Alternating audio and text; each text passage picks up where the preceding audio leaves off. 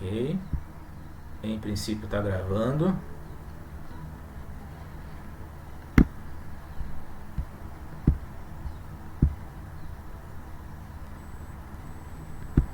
Vamos começar dando um oi aqui. Dá a cara para bater.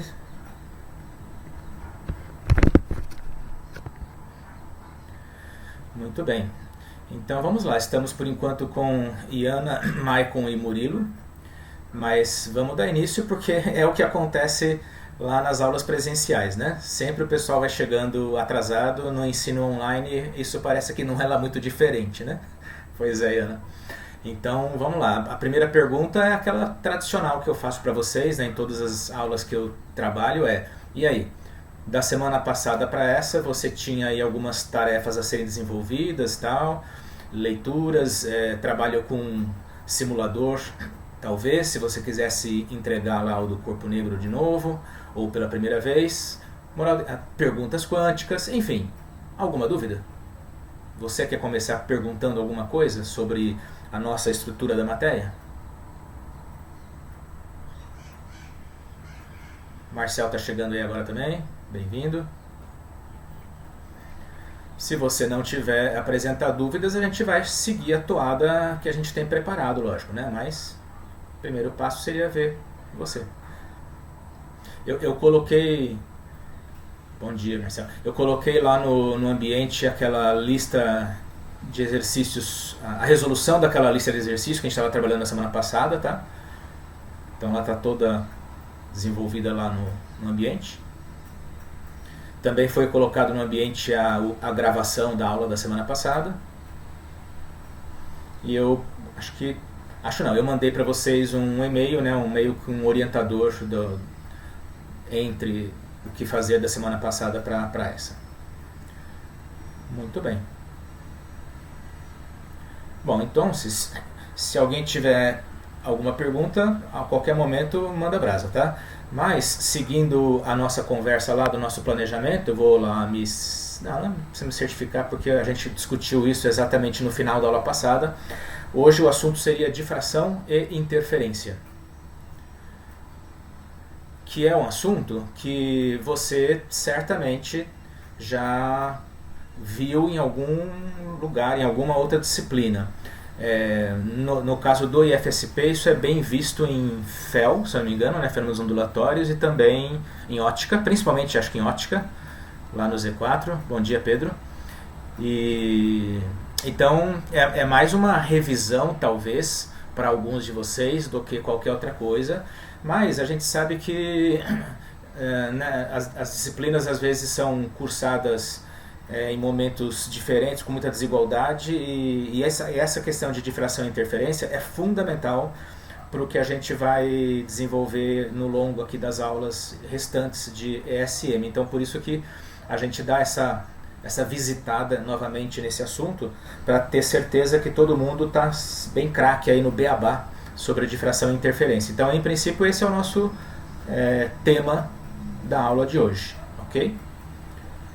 Mas insisto, se alguém quiser perguntar alguma coisa ou outra, aproveitando que o Pedro chegou, Pedro, eu respondi para você lá no fórum a tua dúvida, não sei se você viu, e fica a sugestão para todo mundo dar uma olhada naquele fórum e fazer que nem o Pedro. Conforme você for lançando perguntas ali, ou às vezes dicas, né? Não só eu, mas vocês também podem participar e vai transformando aquele fórum numa coisa mais viva e não só de perguntas e respostas. Mas o Pedro fez uma pergunta interessante lá sobre Corpo Negro e eu desenvolvi e acho que é interessante todos darem uma olhada depois. Bom, mas eu vou então começar a nossa brincadeira. Tinha um texto, né? Primeira conversa tinha um texto lá no ambiente. Eu não sei se você leu, mas o texto eu vou abrir aqui para mim.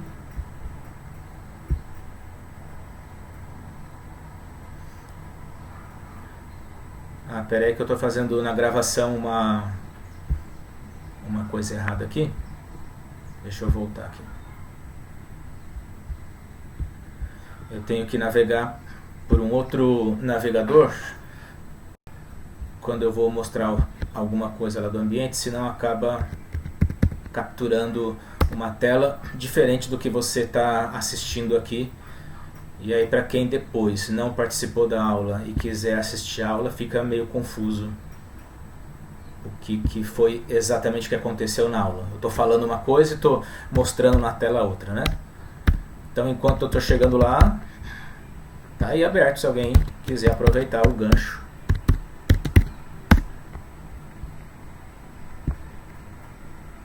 Eu estou abrindo aqui uma outra janela para mim no EAD Campus, no Moodle Campus, para chegar no texto combinado para você dar uma olhada esta semana, que é um texto sobre difração e interferência, que está lá na abinha de material de apoio. E na aba material de apoio, esse texto se chama Ondas como projéteis e projéteis como onda.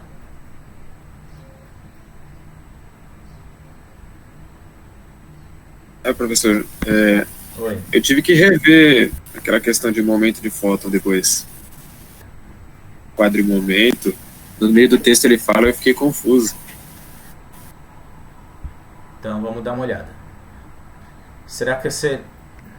Bom, deixa eu... Aqui, ó, eu baixei aqui, agora eu posso abrir o texto aqui dentro da nossa webconferência, como eu falei, para não confundir ninguém. Então eu vou carregar aqui para ver se o que você está colocando se não é um outro texto, mas espera aí.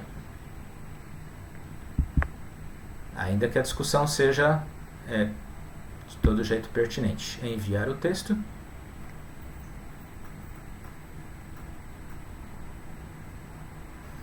Então, o que a gente combinou que você ia tentar fazer uma leitura nesta semana é este daqui.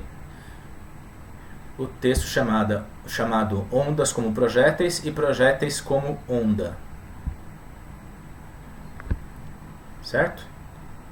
Então, esse texto começa falando uma breve introdução aqui sobre a questão do espectro eletromagnético, das diversas radiações, em especial aqui do raio-x. Aí passa um pouco aqui pela história do efeito Compton. E aí ele entra nessa parte de difração e interferência, que eu estou mostrando aqui na tela. Deixa eu ter certeza que está captando, tá na gravação, beleza? Em que ele discute com você como que o conceito de interferência construtiva e destrutiva e também de difração, e quais as condições para acontecer interferência construtiva e destrutiva. E o texto em si é esse. É esse texto, Murilo, que você está se referindo? É esse mesmo, professor. Aonde que ele fala de... Eu vou procurar. Tem um momento, tem uma parte do texto... é bem no comecinho, quando ele fala da conservação da quantidade de movimento, isso. Ok. Beleza. Como vimos, os penetrantes raio-x já haviam sido descobertos, tal. Percebeu-se a natureza ondulatória dos raios-x, tarará. Sendo os raios-x um tipo de luz, seria natural esperar que também no caso dessa radiação a granulação quântica fosse verificada experimentalmente. De fato, descobriu-se que era possível arrancar elétrons de alguns materiais por meio da incidência neles de feixes de raio-x, como acontecia no efeito fotoelétrico. Mas além desse efeito, observava-se que após a colisão do fóton de raio-x com um elétron, outro fóton de menor energia surgia, em uma direção lateral, como se fosse uma bola desviada em uma tacada de bilhar, conservando, acho que é aqui que está falando então, a quantidade de movimento do sistema. Esse fenômeno foi explicado em 23 pelo Compton, por isso foi chamado de efeito Compton. Então, qual foi a novidade que o efeito Compton trouxe? Né? É que ele comprovava que fótons de luz tinham a natureza de verdadeiras partículas, cuja energia e quantidade de movimento podiam ser medidas. Por quê? Porque isso é uma novidade. Por quê? Porque até antes, né, do surgimento aí da mecânica, não da mecânica quântica, mas da quântica, enfim, com Planck, Einstein, Bohr e agora o Compton entrando nessa brincadeira aqui, a luz era vista como onda eletromagnética, né? Equações de Maxwell, estava muito consolidado, e de repente começaram a aparecer diversos experimentos em que a luz se comportava como partícula, como fótons.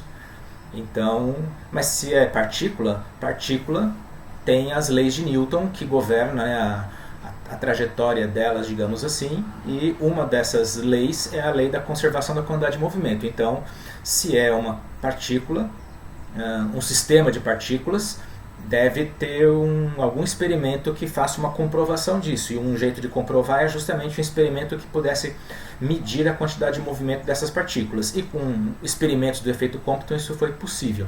Então esse é o contexto então, do que o Murilo está colocando. Ao mesmo tempo aqui o Marcel, professor no conceito de ondas, onde elas carregam energia. Onde? A onda carrega energia para todo o espaço. Conforme ela vai se propagando, ela vai transportando energia. Ela não transporta matéria, porque a matéria apenas oscila conforme a onda passa por ela, né? Mas a energia está distribuída na onda como um todo. Então não tem onde, não está localizado. A onda vai se expandindo e conforme ela vai se expandindo, vai transportando energia. Um exemplo que a gente pode pensar disso, drástico, é a onda no mar, mas pensando já na hora que ela quebra. Quer dizer, aquela onda, aí seria a frente da onda, aí dá para dizer mais ou menos que está tendo uma concentração de uma energia, não é num ponto, mesmo assim não seria um ponto, né, localizado, seria em toda aquela frente dela que ela está transportando a energia. Mas enfim, onda transporta energia por toda ela. Uma onda não tem, como é que eu falo? Não é que nem partícula, né, que tem um começo e um fim. Então a energia não está localizada no espaço, ela está espalhada por toda a onda. Mas, Murilo, voltando aqui, então era aqui que você estava dizendo de que foi comprovado, não só por ele, tá? Mas o efeito Compton ficou famoso porque foi o primeiro que deu uma margem confiável, né, nessa comprovação de que a luz de fato se comportava como partícula, tanto assim que luz, no caso do raio-x, ao se chocar com elétron, e isso tudo como fala, gravado em câmaras de nuvens, em algum dispositivo, enfim, que permitia, né, verificar a trajetória das partículas, percebeu-se de que, de fato, pelas angulações e velocidades medidas, a quantidade de movimento inicial do fóton de raio-x estava sendo conservada no sistema. Ora, conservação de quantidade de movimento é algo típico de partículas. E, portanto, então, foi uma prova cabal de que, em determinados experimentos, a luz se comporta como partícula. Agora, o que você estava falando aí, Murilo, ok, mas não precisamos, quando eu falei de que vocês já devem ter visto, né, esse assunto, é esse beabá.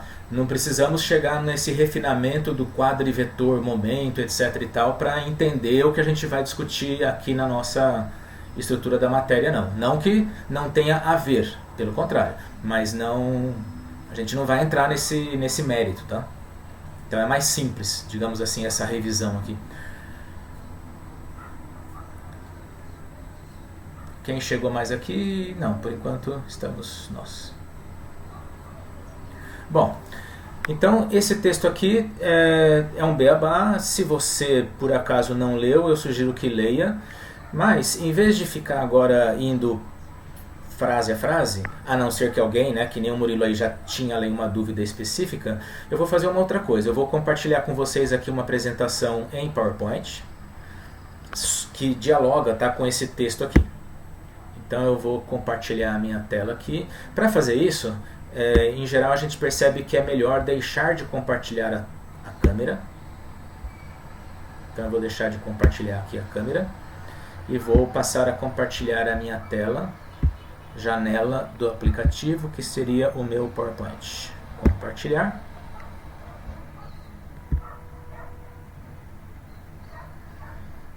Ok, você está vendo aí ele carregando. Carregou. Agora eu posso vir aqui, começar a nossa brincadeira na apresentação. Deixa eu me certificar se a gravação está sendo ok. Parece que sim.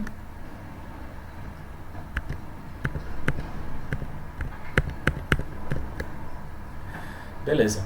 Então, Agora é o seguinte, gente, eu estou aqui numa tela ampliada com o PowerPoint, então eu não estou enxergando exatamente agora simultaneamente a tela da webconferência, tá? Então se você notar algum problema, não está enxergando direito alguma coisa, eu estou falando e não está aparecendo aqui na tela para você, você pega o microfone e me interrompe para que a gente resolva, tá?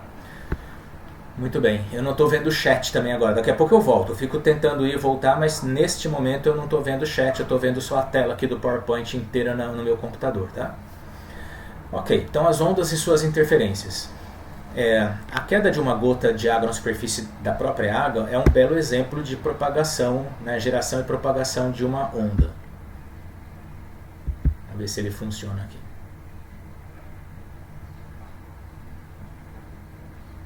Ué?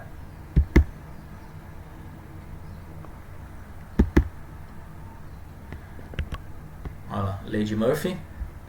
O videozinho aqui que eu queria aparecer não está aparecendo por algum motivo. A gente vai então mostrar esse vídeo de outro jeito.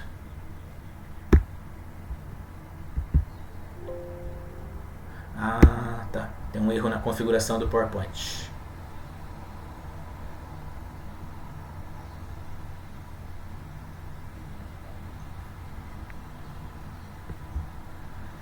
Então,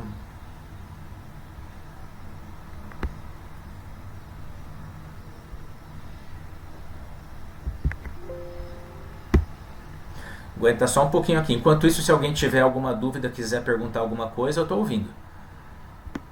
Eu preciso só aqui vincular o vídeo a um arquivo e ele não está obedecendo isso direito.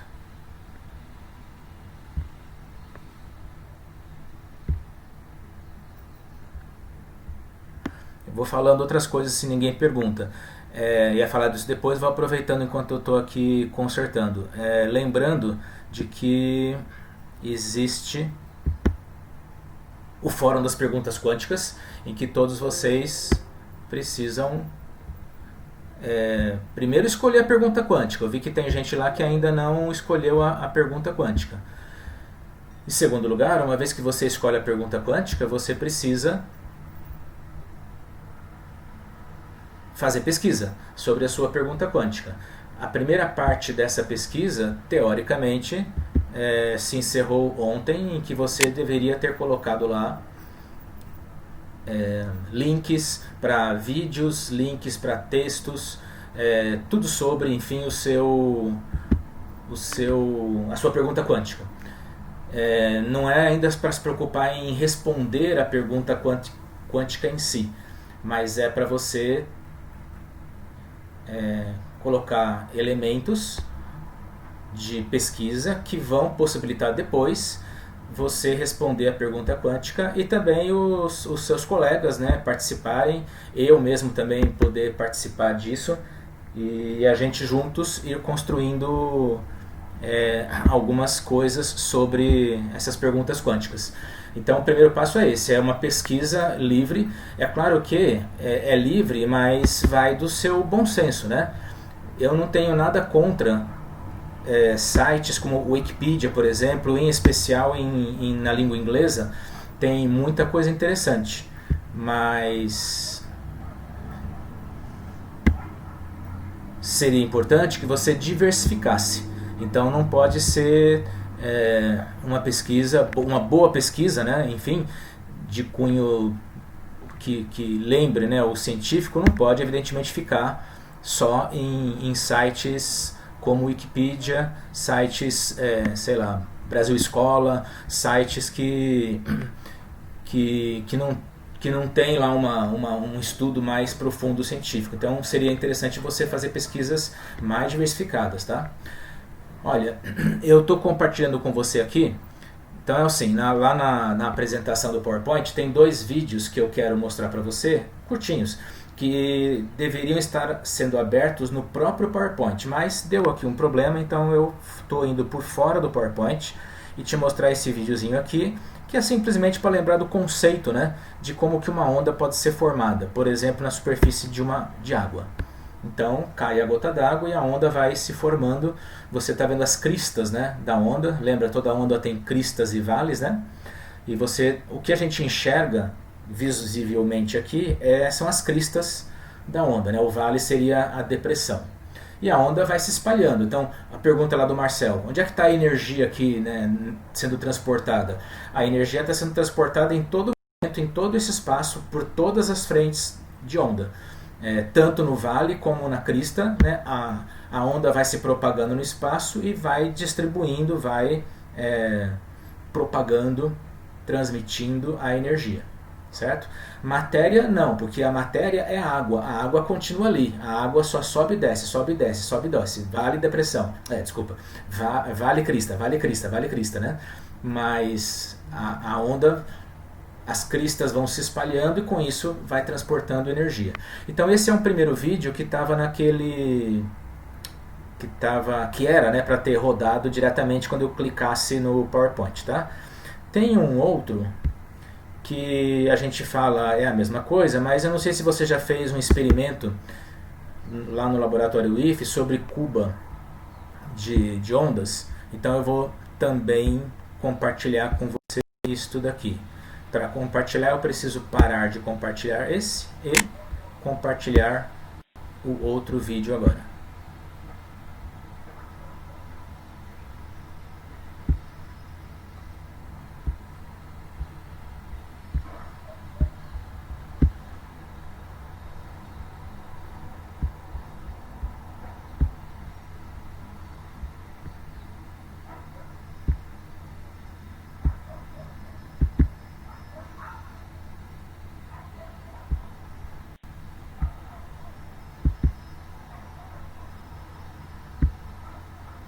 Que seria este daqui. Então, este vídeo é um vídeo de um experimento, né, em cuba de ondas, num laboratório de física, por exemplo. Então você tem uma bacia, né, um recipiente com água, e você tem dois osciladores aqui em cima e aqui embaixo, que ficam batendo na água, para cima e para baixo, então vão batendo, como se fosse um preguinho, né? Um parafusinho que vai batendo na água, só que ele bate dos dois lados. Então, o que acontece? São duas frentes de onda que vão se formando, né? Esta aqui de baixo e essa aqui de cima. E conforme essas ondas vão se propagando, que nem nós vimos no outro videozinho, elas vão sofrendo um fenômeno chamado de interferência, que pode resultar às vezes no encontro de crista com crista ou vale com vale, seriam as interferências construtivas, né? E às vezes crista com vale seria destrutiva. Tem situações intermediárias, esses são chamados pontos de máximo e de mínimo. Ok? Já fizeram um experimento de cuba de ondas em laboratório de física lá no IFE? Pergunta para vocês responderem aí no chat ou com o microfone. Eu já cheguei a fazer com o Zé Paulo, sim. Legal.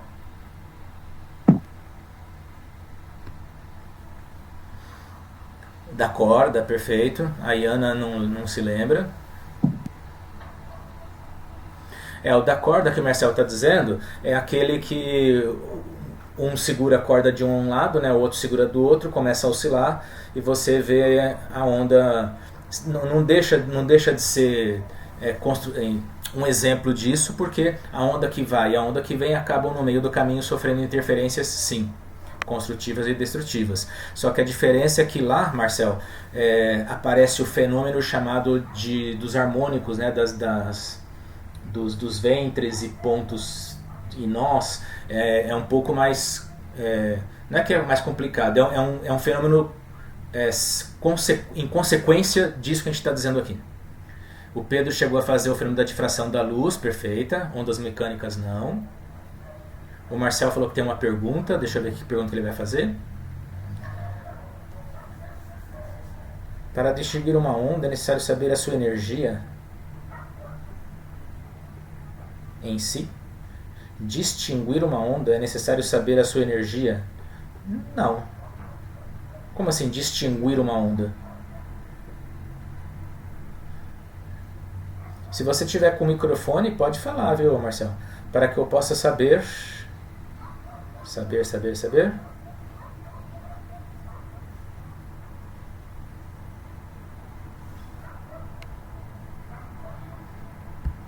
saber se uma onda seja de... Ah, bom, tá, então aí mudou a conversa. Sim, as ondas são distinguíveis, perfeito, uma da outra, basicamente pelo seu comprimento de onda e, relacionado a ele, né, a frequência. Então, sem dúvida, por exemplo, se for luz, como é que eu sei que uma determinada onda eletromagnética, ou seja, luz, né, é uma luz raio-x? De algum jeito eu preciso medir o comprimento de onda desta onda. E aí, medindo o comprimento de onda, eu vou saber se é raio-x, se é raio gama, se é raio ultravioleta. Isso pensando nessas ondas luminosas que nós não enxergamos, né? Infravermelho também. Se for luz visível, é claro que a própria cor já é um jeito de distinguir. Mas e onda sonora, Marcel? Mesma coisa, onda sonora, som grave e som agudo. O que é isso? Sons de diferentes comprimentos de onda, diferentes frequências. Então, se a frequência é maior, eu vou ter um som mais agudo. Frequência menor, som menos agudo. Na água, como é que eu vou distinguir uma determinada onda de outra na água? Primeiro que na água a gente vê, né, pelo próprio olho, mas também poderia ser o mesmo princípio que eu coloquei. Você vai lá e mede a distância entre duas cristas, você tem o comprimento de onda. Então por aí você também vai ver a diferença, vai distinguir uma onda da outra na água, medindo o seu comprimento de onda. Então, basicamente, o que diferencia uma onda de outra é o seu comprimento de onda. Simplificando, claro, a discussão, porque lembre-se que tem aquela formulinha básica que você aprende desde o ensino médio, com certeza, que a velocidade de uma onda é igual à multiplicação do comprimento de onda pela frequência, lambda-f.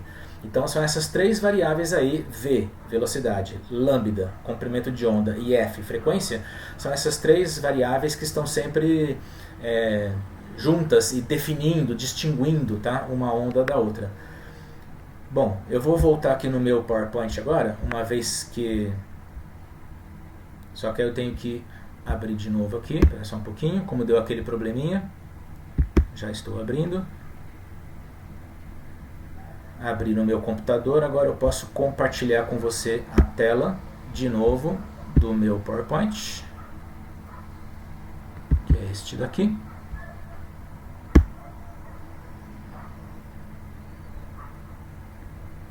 Carregando. Carregou. E agora então a gente pode seguir o meu plano aqui inicial de passar aqui por esse PowerPoint. Eu só vou então passar já essa tela. Então são aqueles dois vídeos que você já assistiu, tá? E vamos discutir agora com um pouquinho mais de profundidade esses lembretes aí, essa recordação de interferência construtiva e destrutiva. Suponha que você tivesse na sua mão duas ondinhas recortadas em papel, duas ondinhas, dois papéis, né, milimetrados aí, ou transparências, representando uma onda azul e uma onda vermelhinha, tá? E você fosse passando um papel ou uma transparênciazinha por cima da outra. Veja que ela está toda quadriculada aqui, para você poder dizer com mais facilidade para a gente quantos quadradinhos existem de crista a crista, ou seja, qual é o comprimento de onda, tá? Então, o que acontece? Aqui, na primeira figura, eu estou colocando as duas ondas. Deixa eu ver se você está enxergando bem aqui. Antes de tudo. Você está enxergando aqui as duas ondas sobrepostas, uma em cima da outra. A gente diz, nesse caso, elas estão em fase. Aqui, eu desloquei a onda azul para a direita e até uma certa distância em que aparece aqui, ó, a crista da vermelha e a crista da azul, né? Então, nessa situação, a gente tem uma defasagem, nós diríamos, de 1 lambda entre elas, e aqui nós temos uma defasagem de 2 lambdas entre elas. Ok? Enquanto que aqui embaixo, eu estou deslocando a onda azul, primeiro de metade de comprimento de onda, depois de um comprimento de onda e mais metade, 2 comprimentos de onda e mais metade. Essas três situações aqui de cima, quando então a defasagem equivale a um número inteiro de comprimentos de onda, a gente chama então de interferência construtiva. Enquanto que quando aparece uma defasagem de metade de números inteiros ímpares de lambda, então 1,5, 1,5, 2,5, 3,5, 4,5, assim vai, a gente diz que está acontecendo uma interferência destrutiva. Por quê? Porque quando está acontecendo deste jeito aqui de cima, você está em todos os momentos tendo a crista de uma onda se encontrando num determinado lugar do espaço com a crista da outra onda, o vale com o vale. Então, nessa situação, imagine que você tenha aquela visão lá da onda na água, uma rolha boiando na água, e quando passa uma onda, passando uma crista da onda pela essa rolha, a rolha sobe. Quando passa o vale, a rolha desce. Se ao mesmo tempo que está passando a crista de uma determinada onda, passar no mesmo lugar e no mesmo instante a crista de uma segunda onda, a rolha então vai subir no dobro da altura. Então ela as cristas, a subida, né, a elevação é somada. O mesmo vale se a rolha está lá e uma onda vem passando exatamente por ela no vale, portanto depressão, fazendo a rolha descer, e uma outra onda, coincidentemente, chega exatamente no mesmo ponto também pelo vale, também com depressão. Então a rolha vai para baixo no dobro da profundidade, certo? Já a interferência destrutiva, o que aconteceria é a rolha está boiando na água, passa uma onda pela crista que faria com que ela subisse, mas ao mesmo tempo, por alguma coincidência, passa uma outra onda com o mesmo comprimento de onda, mas passando pelo vale, que faria ela descer. Ora, a rolha então não faz nada, nem sobe nem desce, porque um efeito é cancelado pelo outro. A gente chama isso de interferência destrutiva. Isso acontece com ondas na água, acontece com ondas no som, sonoras, acontece com ondas luminosas. No caso de ondas sonoras, som mais som, tanto pode dar, portanto, um som mais de volume maior, como pode dar um silêncio. Luz mais luz, tanto pode dar uma luz muito brilhante, que seria a intensidade das duas luzes somadas, como também pode luz mais luz dar escuro, que seria interferência destrutiva. Então esse fenômeno da interferência é um fenômeno intrínseco que está intimamente ligado à natureza ondulatória do fenômeno, no caso da luz. Tá? Tudo bem até aqui? Estamos relembrando um pouco o conceito, né, de interferência construtiva e destrutiva. De quando eu estava lá no PowerPoint para cá, já vi que chegou mais gente aqui, a Emily. Acho que só a Emily, né? Beleza. Bom, então, vou seguir aqui a minha apresentaçãozinha do PowerPoint. Vamos estudar agora um pouquinho mais em profundidade essa questão das defasagens que eu mostrei para você agora. Peraí que parou de compartilhar, né? Vamos voltar. Por algum motivo ele saiu do meu PowerPoint. Acho que eu já sei. Deixa eu simplificar um pouco aqui a minha tela. Estou com 3 PowerPoints abertos. Acho que é isso que está dando o problema aqui.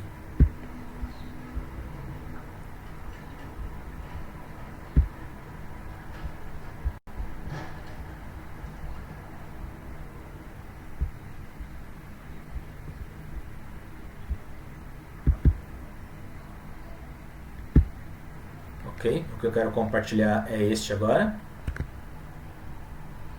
Isto.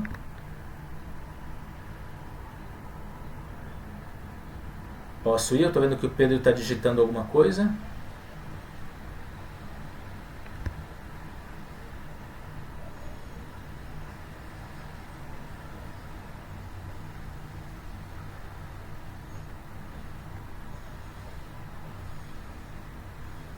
Bom, eu vou lá, depois eu volto aqui, Pedro, que você terminar de digitar.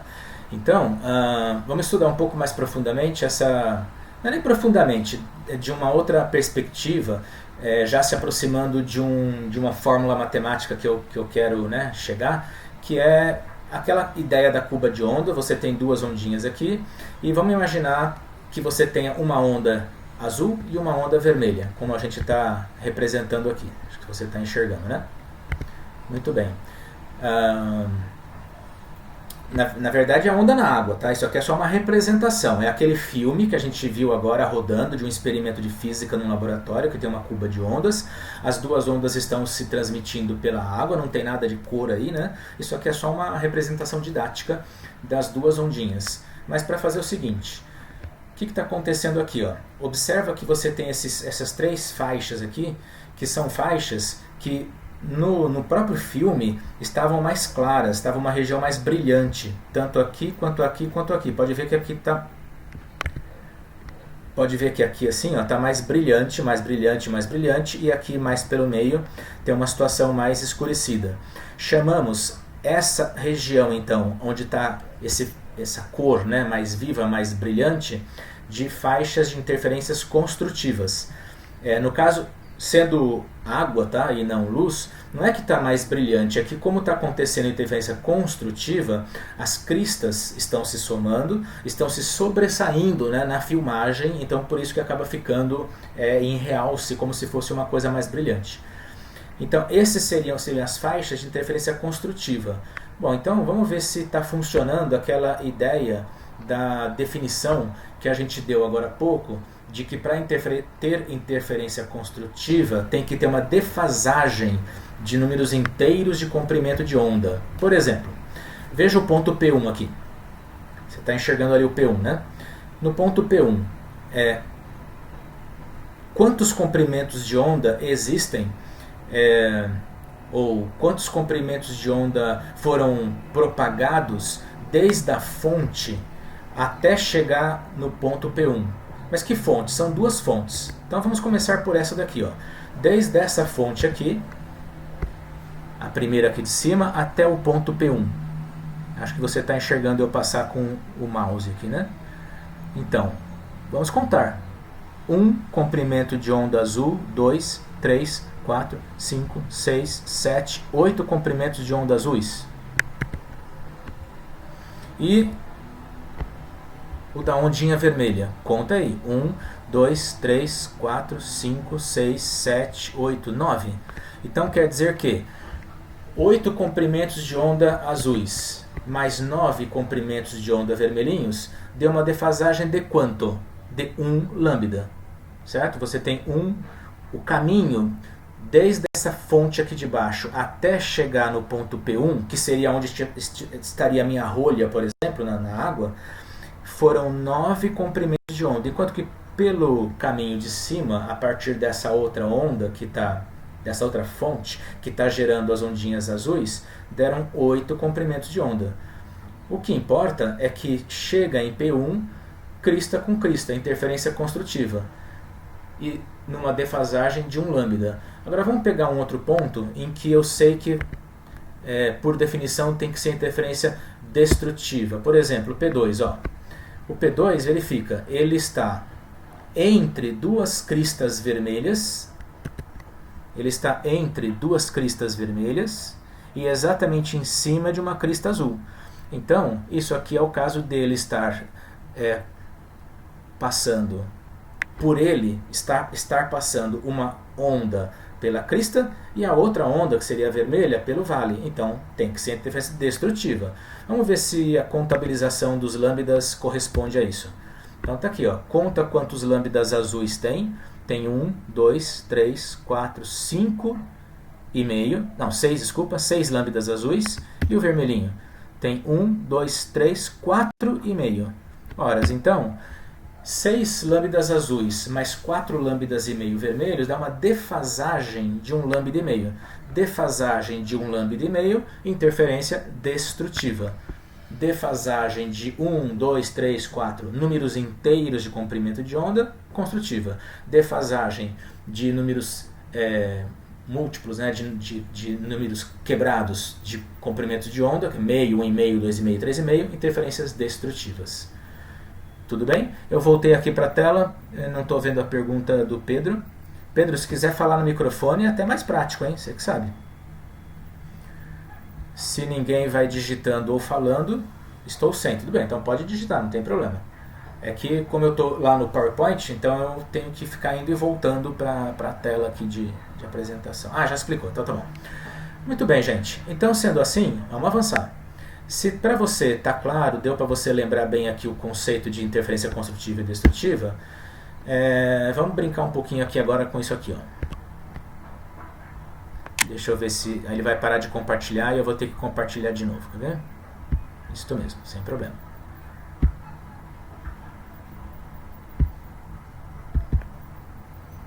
Vamos brincar um pouco com essa história das interferências construtivas e destrutivas. Deixa ele carregar para você. Carregou. Então é o seguinte, eu tenho aqui 3 representações. Estou sempre mantendo, né, o meu padrão aqui de uma onda azul e outra onda vermelha, né? E eu vou provocar interferências de uma onda com a outra.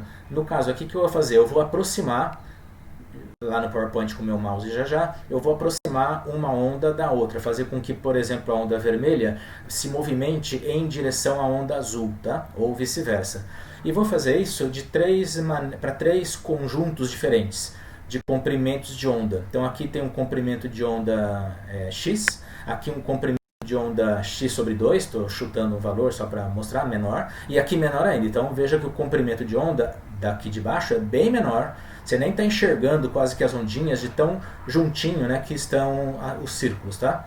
Isso aqui eu fiz no PowerPoint mesmo, fazendo linhas circulares, todas com o mesmo centro. Né?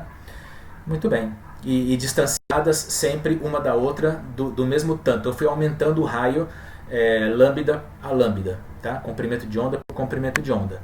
E aí, olha só o efeito interessante que acontece. Eu vou então, vou movimentar a onda vermelha, por exemplo, passando por cima da onda azul, tá? E você vai perceber aí se tem algum efeito visual para você ou não.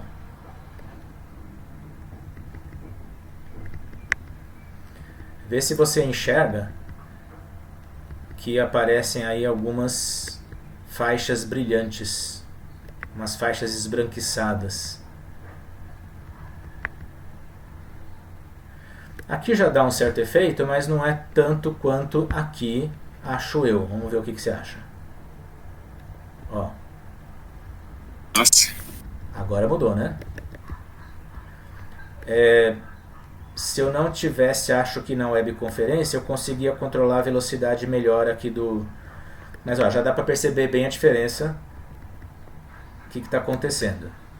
E se eu for para outra então, você pode já imaginar, mas você vai ver e não só imaginar a diferença. Olha lá. Isso aqui você pode ficar imaginando, põe uma música de DJ aí e fica para lá e para cá. Ó. Quem disse que física não dá barato, né? É que eu não estou conseguindo a velocidade mais adequada aqui na movimentação do meu mouse, acho que é porque está muito carregado, né, o meu computador. Mas olha lá, dá para você perceber bem o efeito que a gente está dizendo das faixas de linhas, né, mais escuras, mais claras. Ou seja, faixas de interferências construtivas e destrutivas. E como que o comprimento de onda interfere no número, na quantidade de faixas e na proximidade entre elas, né? Você está percebendo? Ó. Eu vou deixar aqui de um jeito que você consiga visualizar bem a diferença entre elas. Ó, mais ou menos na mesma distância entre as fontes, mas com comprimentos de onda bem diferentes. E você percebe nitidamente uma grande diferença entre as 3 situações. Né? Aqui ó, você está vendo, não sei se você consegue daí ver, depende da qualidade também às vezes da transmissão, mas eu consigo aqui ver claramente que tem uma faixa brilhante aqui no meio, outra aqui e outra aqui. Aqui eu já enxergo um monte de faixas brilhantes e aqui então muito, mas muito mais ainda, né? Então isso mostra, número 1, que o comprimento de onda interfere decisivamente em quantas franjas de interferência você vai enxergar, ou vamos colocar de outro modo, na densidade dessas franjas. Quanto maior o comprimento de onda aqui, ó, você tem muito mais linhas de interferências construtivas e destrutivas no mesmo espaço, então aumenta a densidade. E por outro lado, você também percebe por essa brincadeira aqui, de que a distância entre as fontes também é um outro fator muito decisivo, porque quando eu faço assim, ó, e assim, você percebe que quanto mais próximas as ondas, as fontes estão uma da outra, as linhas de interferência, a densidade delas diminui. Ó, eu vou afastando e você vê que vai aparecendo mais e mais e mais linhas. Quando eu afasto, aparecem mais linhas. Quando eu aproximo, aparecem menos linhas. Então, na produção de franjas de interferência construtiva e destrutiva, tem duas coisas aqui que já estão saltando nos nossos olhos que interferem no assunto, né? Que é o comprimento de onda e a distância entre as fontes, certo? É claro que a física hoje já tem um arsenal matemático que daria para fazer outras brincadeiras aqui, mas que foge do escopo da matéria, mas só para dar ideias, né? Podia ter uma terceira onda, uma quarta onda, N ondas, né? E todas elas sofrendo interferências conjuntamente. Só vai ficando mais complexa tanto a figura quanto a parte matemática. Mas aqui a gente quer ficar numa coisa mais simples, do beabá mesmo, então eu vou avançar aqui para o meu PowerPoint de novo, mas agora voltando na apresentação. E talvez eu tenha que compartilhar a tela de novo, deixa eu ver.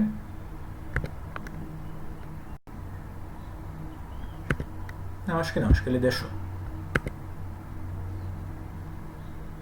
Ok. Então eu estou seguindo aqui e começar a discutir com vocês.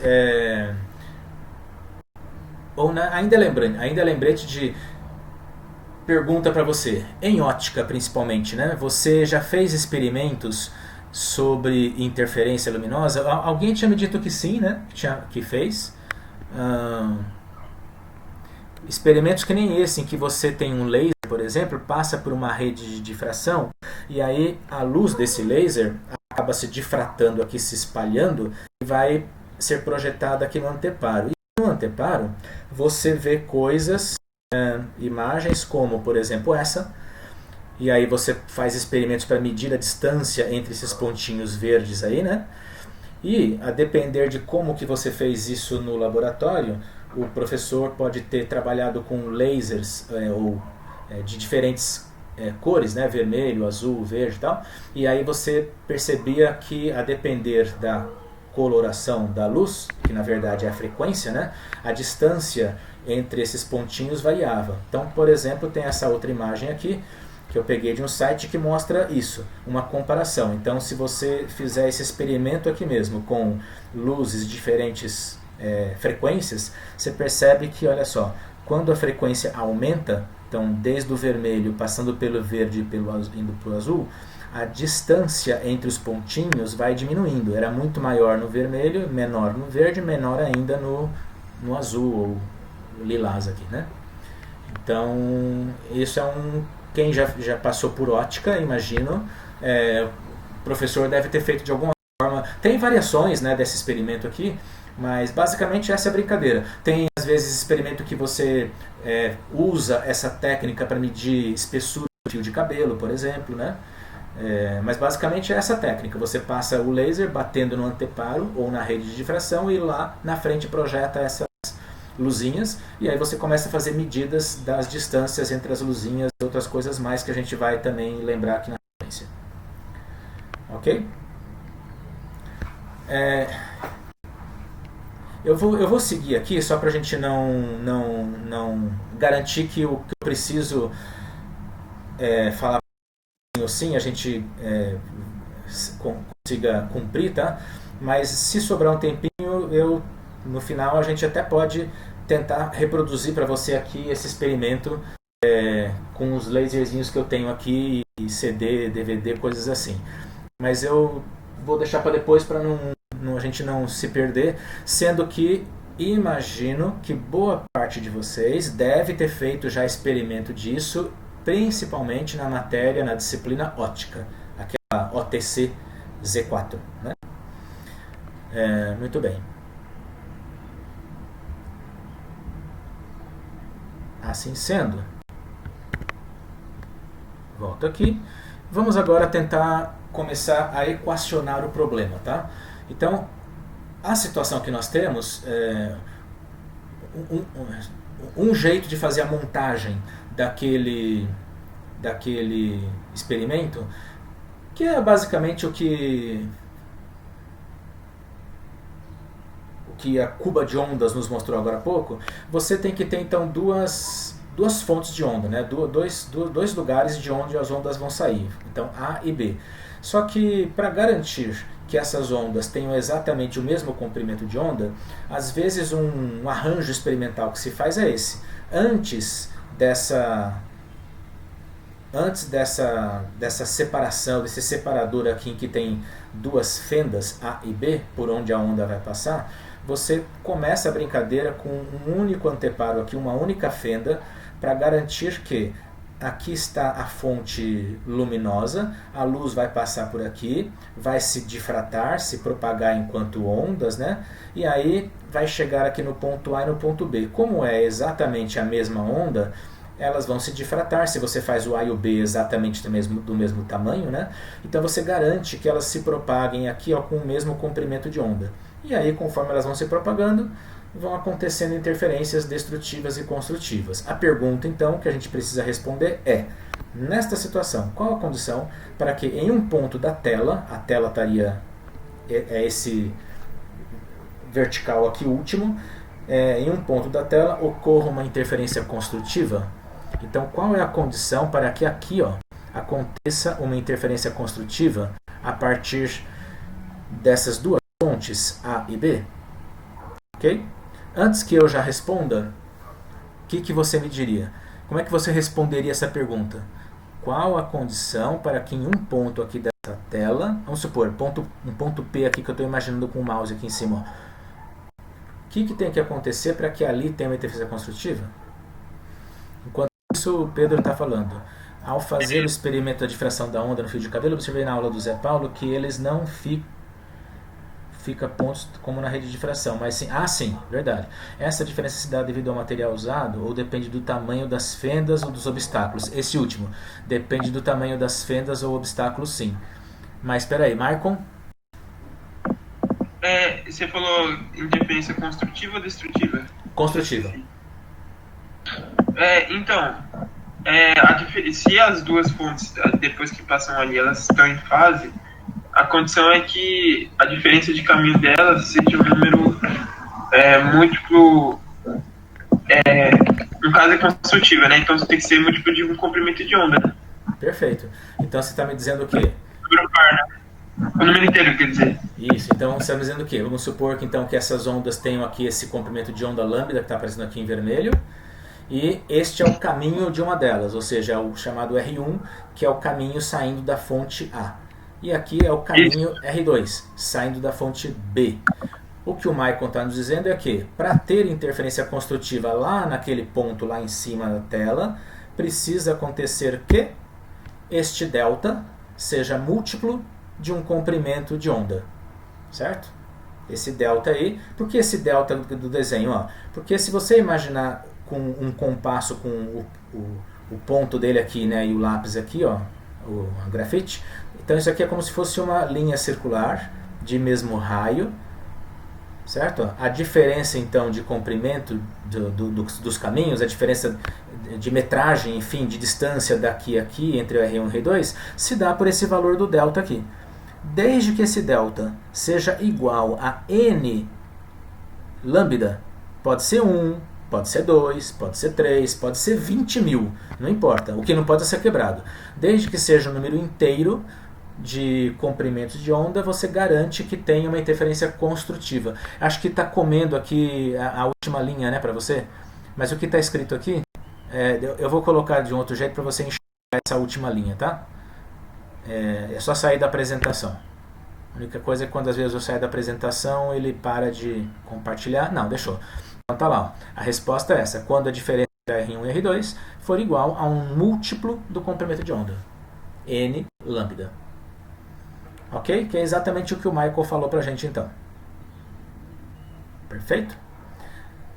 Se tá perfeito para você isso daí, então agora a gente vai avançar um pouquinho mais.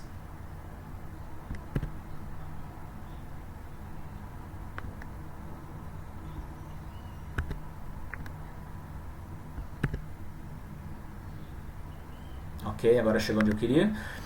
Vamos avançar um pouquinho mais. Ver se você está enxergando o que eu quero mesmo. Tá. Pá. Equacionando o problema. Isso, chegamos lá. Equacionando o problema. Então, como assim, né? Considerando, então, aquele nosso ponto P com um certo ângulo de desvio θ aqui, ocorrerá uma interferência construtiva entre os raios R1 e R2 se, então, a diferença de trajetos percorridos pelos raios for um múltiplo inteiro do comprimento de onda, certo? N lambda igual a onde o N é 1, 2 ou 3. Então, aí tem essa figura, ela já estava parcialmente construída no slide anterior, agora ela está mais recheada, além do R1 e do R2 e do delta, a gente está apresentando aqui para você também, deixa eu voltar aqui para a tela do compartilhamento, a gente está apresentando para você também aqui um D de distância entre as fontes A e B. Essa distância... Oi? Esse valor de θ, ele só vale para ângulos pequenos? Ah, sim. Porque eu lembro quando a gente estudou isso, a gente até podia fazer uma aproximação para seno de θ igual a θ, porque a gente, nesse experimento, trabalha com ângulos muito pequenos. Sim. Isso verdade. É verdade? É verdade, é isso mesmo. Se são ângulos grandes, isso não vale e... Não vale exatamente, né? Vai valer aproximadamente. Vamos colocar de outra maneira então. A precisão, quer dizer, a fórmula aqui embaixo vale sempre, né? Não, mesmo assim. Lembra que eu falei que para eu fazer o desenho da imagem anterior, e agora deste também, claro, eu falei que a gente poderia imaginar aqui o ponto P como se fosse a ponta, né, de metálica aqui do compasso, e aí você pega o grafite do compasso e faz assim para traçar o círculo, né? E por isso que aqui dá o delta, que é a distância. Então, isso daqui, grosso modo, grosso modo, isso aqui em si, essa figura em si, que está dando esses triângulos aqui, que a gente vai inclusive trabalhar um pouco melhor agora, já é uma primeira aproximação, porque é a primeira aproximação da medida. E sim, aí você tem razão, ela é mais precisa tanto quanto o ângulo θ for menor. Quanto maior for o ângulo θ, essa medida, essa geometria que a gente está apresentando aqui na prática, vai ficando mais imprecisa. Agora, dada esta figura, entendida essa figura como verdadeira, essa fórmula não tem conversa. Essa fórmula está valendo porque ela é demonstrada a partir dessa figura aqui, que é o que a gente está agora discutindo, tá? Mas a figura em si, que é o que baseia, né, para chegar no resultado matemático, sim, é mais precisa quanto menor for o valor do ângulo θ. Tá? Mas então, dada essa figura, como é que eu... porque vamos contextualizar. Como é que era mesmo? Agora há pouco eu estava fazendo aquela brincadeira dos baratos lá, das ondinhas vermelhas e azuis passando uma sobre a outra. Lembra que eu realcei para você que a distância entre as fontes era uma coisa que interferia, e também o comprimento de onda. Então o que eu quero é justamente isso, é tentar chegar agora numa formulação matemática que inclusive explique aquela brincadeira que a gente estava fazendo lá. Então eu preciso de uma formulação matemática em que entre a distância entre as fontes, que é esse Dzinho aqui, que entre o comprimento de onda e que entre o ângulo. Porque este ângulo aqui, θ, é o ângulo que vai nos dizer se as frentes de onda estão mais concentradas ou mais espalhadas. Conforme eu brincava lá em aproximar uma onda da outra, eu realcei isso, né, que as ondas iam se concentrando, ficando mais linhas por milímetro, sei lá, e menos linhas por milímetro. Então eu preciso de uma formulação matemática em que essas três coisas entrem, ou seja, essa distância aqui, o comprimento de onda e o ângulo. E aí, se essa geometria estiver ok, você tira por este triângulo aqui. Esse é um triângulo retângulo Aqui está a hipotenusa dele. Este é o ângulo θ. Então aqui está o cateto oposto. E aqui é o cateto adjacente. Todo seno é o quê? Cateto oposto, que é o delta, sobre a hipotenusa, que é o dzinho. Mas o delta é justamente o n inteiro, para ser construtiva, n lambda. Então fica n lambda sobre d. Está cortando um pouco a imagem para você aqui embaixo, mas o que está aqui embaixo é d de dado, que é esse dzinho aqui, tá? Passando o d multiplicando para um lado e invertendo a equação, pronto, chegamos na equação clássica do fenômeno da interferência e difração, que é n lambda igual a d seno θ. Às vezes, quando eu mostro essa figura, tem alguns alunos que ficam confusos com essa questão do ângulo. Mas, professor, por que esse ângulo θ aqui, ó, esse ângulo θ que eu entendi, é aquele ângulo que lá em ótica, em OTC Z4, eu inclusive fiz a medida, porque eu vou lá na parede tem um pontinho brilhante aqui, né? Tem um outro pontinho brilhante, eu meço o Y, eu sei a distância que eu estou da parede, com isso eu acho esse ângulo θ. Aqui, ô Maicon, a aproximação. Eu acho esse ângulo θ, geralmente por isso, tangente, porque eu pego Y e divido Então, por professor, não dá pra ver aqui. Oi? Na minha tela parou aqui no seno. Não dá pra ver o que tem embaixo. Ah, tá. Mas eu tô acompanhando o que você tá falando. Dá pra Entendi, entender. perfeito. Então, aí no experimento em geral de ótica a gente faz isso, pega a distância entre os pontinhos lá e divide pela distância que eu estou da parede. Com isso eu acharia a tangente do ângulo. Mas aí a gente diz, olha, para ângulos pequenininhos, a tangente do ângulo é praticamente igual ao seno. E é dali que a gente pega o seno para colocar nessa fórmula, que é n lambda igual a d seno θ. Gente, só o Maicon está com esse problema da imagem, mas os outros estão enxergando bem? Estamos aqui nessa tela. Não, para mim também, professor. Para o Murilo também não está enxergando?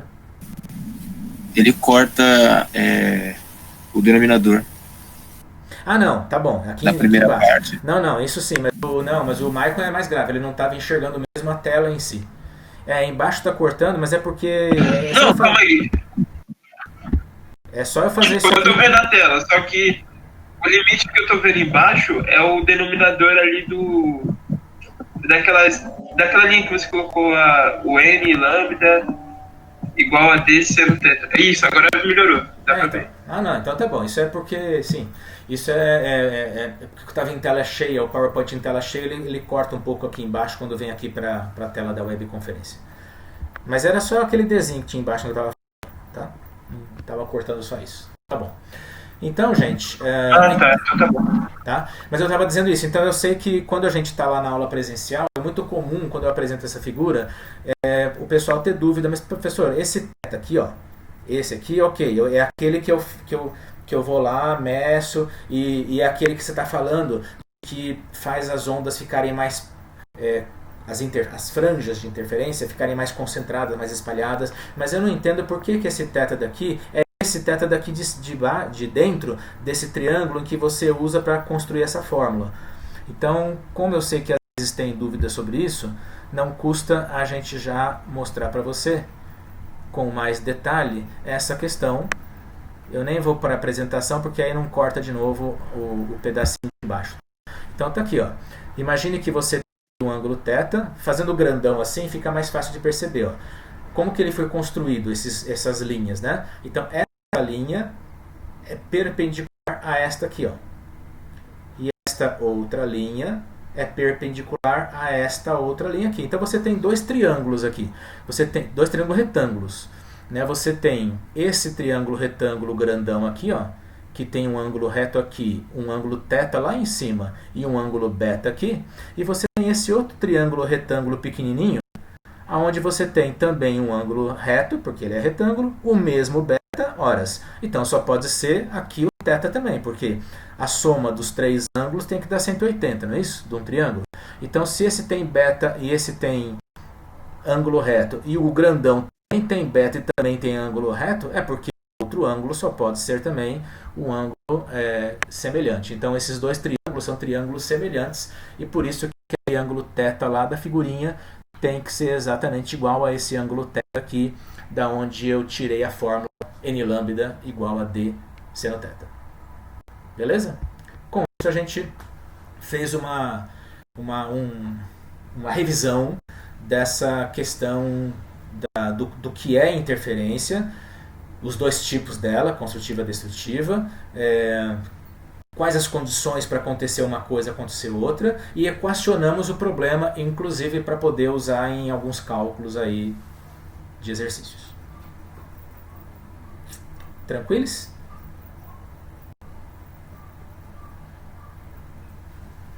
Chegou mais alguém aqui na nossa aula? Não, hoje não. De boa, de boa. De boa.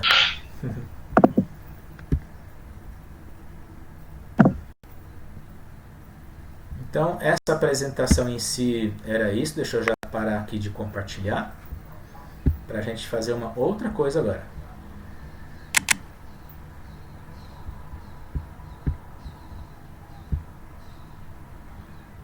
Ok?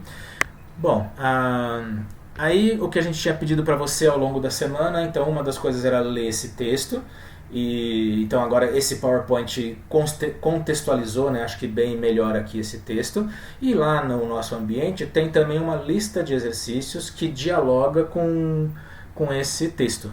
Essa lista de exercícios eu também preparei aqui, similar à semana passada,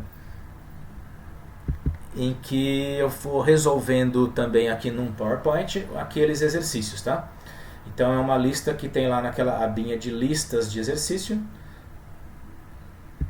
em que temos ao todo, acho que são 8 questões. Professor? Oi? Acho que já seria legal a gente começar falando do 8, que é justamente sobre esse último assunto agora. Oba, pode ser sim. Então, vamos voltar aqui e vamos compartilhar agora. Então, compartilhar sua tela.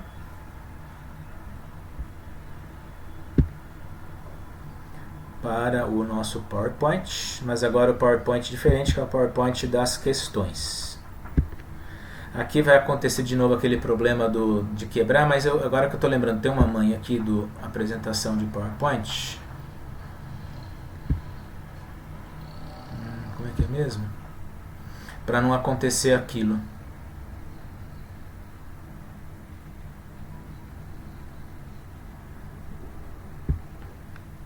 Agora eu não vou lembrar, mas tem um jeito aqui no PowerPoint que a gente faz para não dar aquele problema de cortar embaixo, tá? Mesmo quando eu amplio.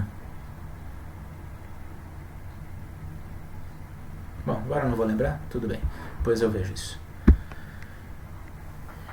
Bom, então temos aqui as questões.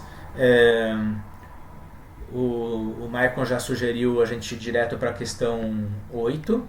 Pode ser, eu vou e depois volto aqui então. Deixa eu só garantir, vocês estão vendo isso aqui? Sim, está projetando lá, beleza?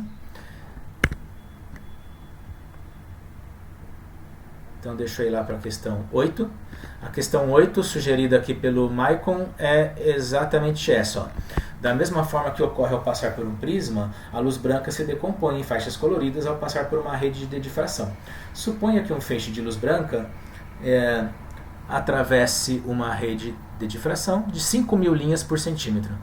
Determine os ângulos ou o valor de seus senos, correspondente à primeira faixa brilhante para as seguintes radiações. Então, 5.000 linhas por centímetro quer dizer, se você já trabalhou em ótica, então você sabe do que eu estou falando. O CD, por exemplo, né, o DVD, são redes de difração. Eles parecem, um CD, um DVD, parece liso, mas na verdade ele é formado por um monte de ranhuras tão próximas umas das outras que o teu olho não consegue perceber. Então essa é a ideia aqui de 5.000 linhas por centímetro. E ele quer saber... Oi? Diga. Essa questão aí das linhas por centímetro, eu fiquei com uma dúvida de uma coisa, porque assim, tem 5.000 linhas para cada centímetro. O que a gente está interessado é a distância entre uma linha e outra. Isso. Então a gente poderia fazer uma regra de 3, por exemplo. Mas aí descobrindo a distância de uma linha, a gente teria que multiplicar esse número por 2, porque teria, porque a gente não quer saber justamente o tamanho de uma linha, mas de uma linha para a próxima, né? Ou seria só na regra de 3 e já acabava? Não, só a regra de 3 já basta, porque a gente vai supor de que essa distância que você acha aí, justamente, já é a distância entre os dois buraquinhos, né? Ah, tá. Beleza. Então perfeito, você já matou a questão, é fazer só essa regra de 3. O que o Maicon está dizendo então, para quem não sei se percebeu, é essa aí. Que regra de 3? É aqui, ó. Se você tem 5.000 linhas em cada centímetro, aí a pergunta seria, então, uma linhazinha só, quantos centímetros ela tem? Qual é o tamanho dessa linhazinha, tá? Linhas, entenda aquilo que eu falei, você tem um CD, um DVD, e ele é formado por um monte de linhas, um monte de buraquinhos. No caso aqui, ele falando 5.000 buraquinhos, 5.000 linhas por centímetro. Então, se eu fizer uma regrinha de 3, que na prática vai dar conta 1 sobre 5.000, né? Eu já vou estar descobrindo aquele desenho da fórmula lá. Não precisa multiplicar por nada não, é simples assim mesmo. Já que o Maicon falou pra gente isso, então a gente pode avançar. E como a gente acabou de fazer a discussão, né? Tá bem fresco aí na cabeça, acho que então tudo bem. Acho que a gente pode já avançar para esta ideia. Eu vou precisar do lambda, né? Para aquela formulinha n lambda igual a d seno θ, é claro que eu primeiro preciso do lambda, e o lambda tenho que lembrar que ele pode ser achado assim, como qualquer onda, ele vem daquela formulinha v igual a lambda vezes f. Então o lambda é a velocidade, no caso é luz. Se é luz, então 3 vezes 10 oitava nela. Sobre frequência. E a frequência está dando na letra A, qual é? 7,5 vezes 10 a 14. Então com isso eu acho o comprimento de onda. Mas, ao mesmo tempo, eu preciso desta conta que o Maicon acabou de falar pra gente. Qual é o desenho? Qual é a distância entre duas linhas? Na prática é só fazer essa regra de 3 e dar 2 vezes 10 a menos 6 metros. Então, agora eu pego isso e aplico na tal da formulinha. N lambda igual a d seno θ. É só colocar os valores agora e você vai achar o valor do seno do ângulo. Cuidado que essa não é a resposta ainda, porque ele quer saber os ângulos. Se bem que tinha uma colher de chá para você que na pergunta fala determine os ângulos ou o valor de seus senos. Então pronto. Se você quiser deixar a resposta assim, pode deixar. Se não, você vai numa tabela de senos e cossenos e acha qual é o ângulo cujo seno é isto, ou com uma calculadora você calcula o arcseno do 0,2 e você vai encontrar que é 11,54. Tá? Aí, Maicon, acho que você já deve ter feito isso talvez, é fazer isso aqui para cada uma delas, né? Vai ter a letra B, a letra C, a letra D, ir fazendo essa mesma conta, repeteco. Eu fiz aqui no PowerPoint, mas acho que eu posso ir mais rápido agora, mostrando que vai mudando aí os valores, lógico, porque ele mudou a frequência da luz. Mudou a frequência da luz, você muda o comprimento de onda. Mudou o comprimento de onda, você vai mudar, evidentemente, o ângulo. Que é o que... Era justamente... Oi? Professor, e é justamente nessa questão que difere usar um laser verde e um laser vermelho, né? Exatamente. Porque a gente está mudando o quê? Está mudando a frequência e, portanto, o lambda. É que nem naquela brincadeira que eu fiz agora há pouco, né, de passar uma onda vermelha sobre a onda azul, em que eu falei, olha, nessa última aqui, que o lambda é pequenininho, dá mais barato, né? Porque você vai dando um monte de faixas ali, muito mais. Por quê? Porque quando o ângulo, a frequência é maior, você vê que o ângulo fica menor, fica pequenininho o ângulo, então fica mais concentrado, mais linhas por milímetro. Exatamente. Tá? Mas isso, então, estou vendo que o Maicon tentou, né, trabalhou essa lista e já veio com uma dúvida aqui direta na questão 8, ou sugerindo que a gente discutisse a 8, porque a gente tinha acabado de discutir o assunto. Legal. Mas alguém, além do Maicon, tentou fazer a lista e trouxe, assim, de bate-pronto já uma dúvida ou uma sugestão para a gente discutir? Professor. Oi. A questão 3 da lista, eu tive problema com ela, que independente de quando eu fizesse, o resultado não batia de jeito nenhum com o da resposta. Que o meu resultado da A ficou 1,7 vezes 10 a terceira, que bateu, só que a da B, minha, ficou 34. Tá. E lá falava 3.400. Você acertou. A Emily acertou e eu errei. Eu estava refazendo essa lista ontem aqui nesse PowerPoint e cheguei também no 34, então o gabarito está errado. Você acertou. Aconteceu a mesma coisa comigo. Eu acho que no caso eu tinha confundido 10 metros com 10 centímetros. Exatamente. Isso. Quando eu fiz isso dessa vez que eu passei esse gabarito aí em outros carnavais, eu acabei deixando lá, esqueci de refazer. Eu devo ter cometido exatamente esse mesmo erro bobo, digamos assim, que muitos fazem. Não perceber o quê? A importância da unidade na física, né? 20 centímetros é uma coisa, 20 metros é outra bem diferente, ou vice-versa, 10 metros e 10 centímetros. Mas já que estamos nela, não custa, né? Deseja-se observar o fenômeno da difração de onda sonora de velocidade igual a 1000. Aqui vale um parênteses. A gente estava falando muito de interferência. Difração, o que é? Difração é simplesmente o espalhamento da onda ao passar por um obstáculo ou por uma fenda, certo? O som é um belo exemplo. Então, imaginando lá numa aula presencial, lá na física, tem a sala de aula e o corredor, a porta da sala e o corredor. Quando estamos falando, quem estiver no corredor, se a porta estiver aberta, escuta. Escuta por quê? Porque o som se espalha ao passar pela porta, se difrata, se espalha, né? pelos corredores e assim vai.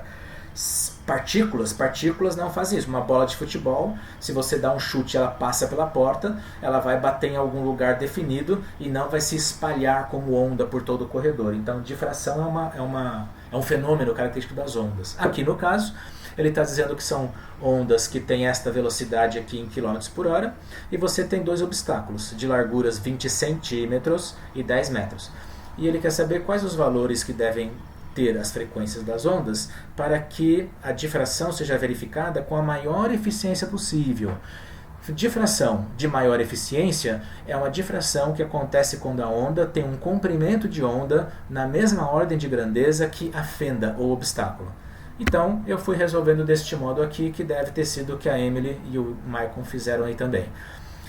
No caso aqui, frequência, velocidade por lambda. A velocidade ele deu, mas cuidado, porque aqui está em km por hora. Tem que passar para metros por segundo, dividido aqui por 3,6, né? E o lambda está em centímetros, então 20 vezes 10 a menos 2. Faço a conta e deu os 1.700 que está no gabarito. No entanto, quando eu faço a conta com os 10 metros, são 10 metros e não 10 centímetros. Então a resposta certa é apenas 34 e não 3.400 como está lá no gabarito. Então questão 3, beleza, tirada a dúvida. Alguma outra questão? A própria Emily ou outro colega?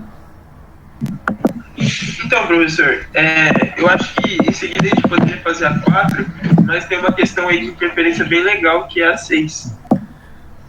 4 ou 6. Vamos para 6. Ele falou que a 6 é mais legal. Vamos para 6 então, mesmo porque o tempo nosso já vai.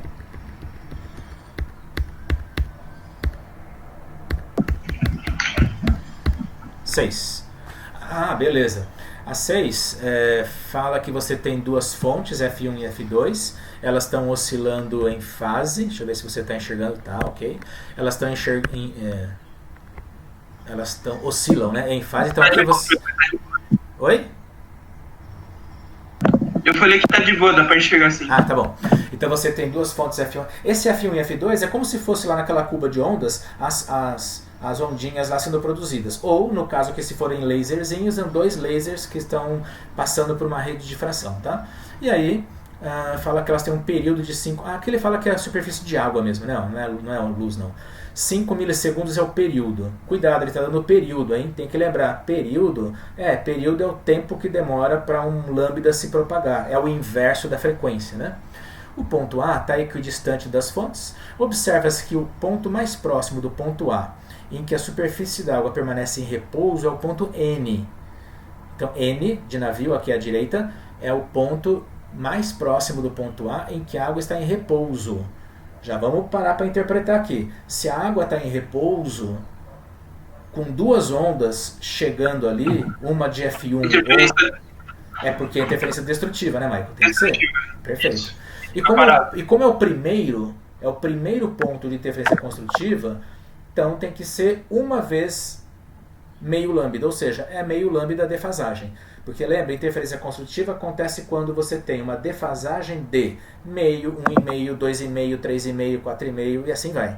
Se é o primeiro, é porque ele está dizendo, olha, a defasagem aqui é de meio lambda entre o caminho da onda de F1 até N e de F2 até N.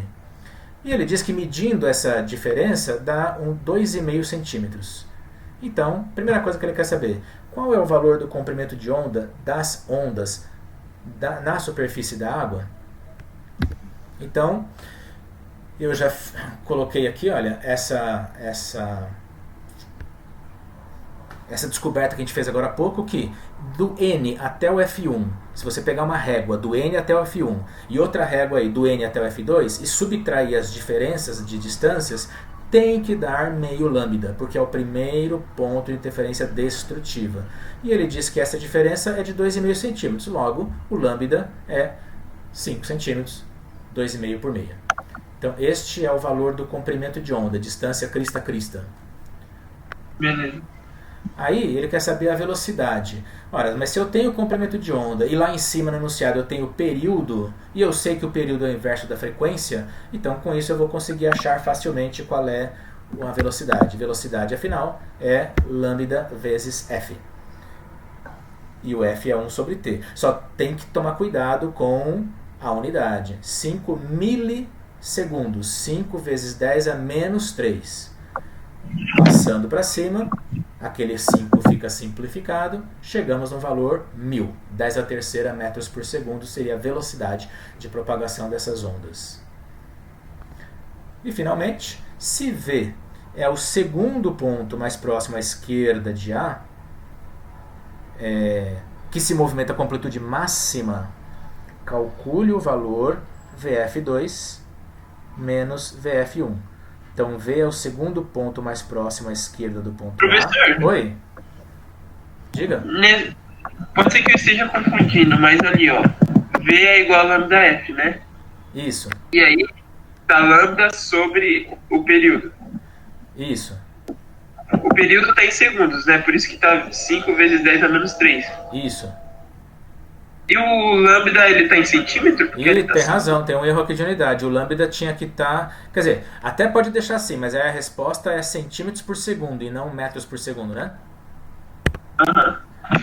Que acho que é o que está no... Aqui eu inverti, né? Acho que o que está no gabarito é centímetros por segundo, não é? Então, lá tava metros por segundo. Ah, não. Então tá errado tanto aqui quanto lá mesmo. Pera aí, aqui eu já corrijo já. Lá eu... Lá tava 10 metros por segundo. Mas não pode. Porque aqui esse 5 é do lambda, né? É 5 centímetros por segundo. Deixa eu ver se vai corrigir ou não, filho.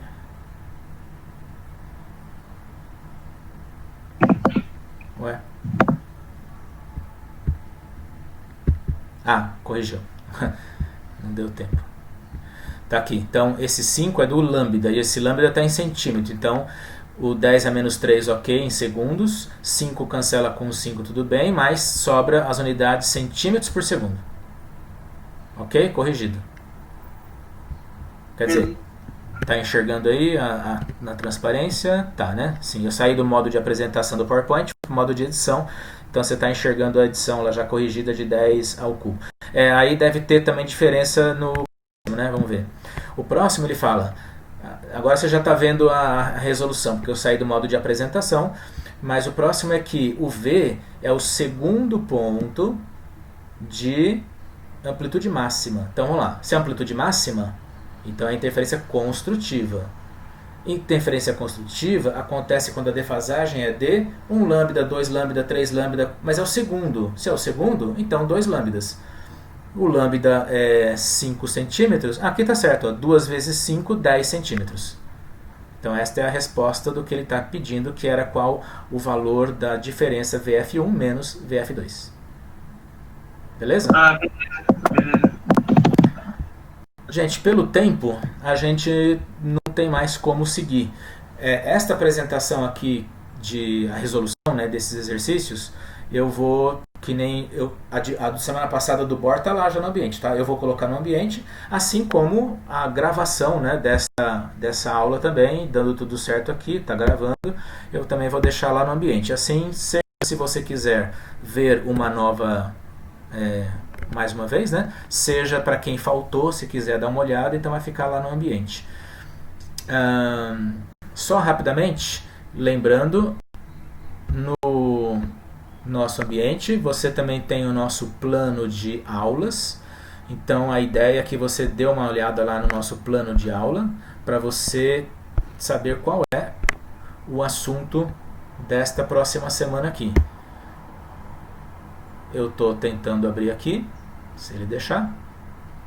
Eu tenho que acessar de novo, porque já faz um tempo que eu saí, não entrava no Moodle, então o Moodle reclama e fala que você tem que entrar de novo. Então, rapidinho. Plano de aula, aqui estamos. E nós vamos entrar então agora na semana.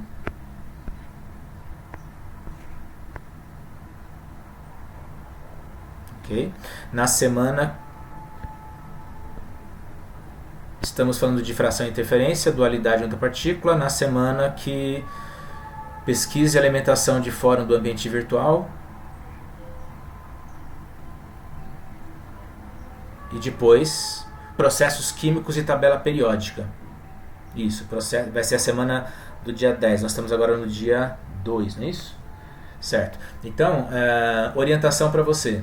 Tem 2 textos, na verdade, para serem lidos lá no ambiente, tá? Que é o texto Uma Nova Compreensão do Mundo e o texto Elementos Químicos e Tabela Periódica. Uma Nova Compreensão do Mundo e processos, elementos químicos e tabela periódica. Para estes textos, também tem lá na abinha de listas de exercícios as listas correspondentes. Então, sempre aquela ideia, você dá uma lida nestes textos, lembrando, são textos em geral bem simples mesmo, uma introdução, e aí você vai lá para a lista de exercícios para tentar fazer, e a semana que vem nós começamos com a pergunta. E aí, alguém tem dúvida já de bate-pronto? Se ninguém tiver dúvida, eu sigo uma apresentação, em princípio, que eu preparo, mas seria bem legal se a gente pudesse começar mesmo com você, colocando dúvidas para a gente.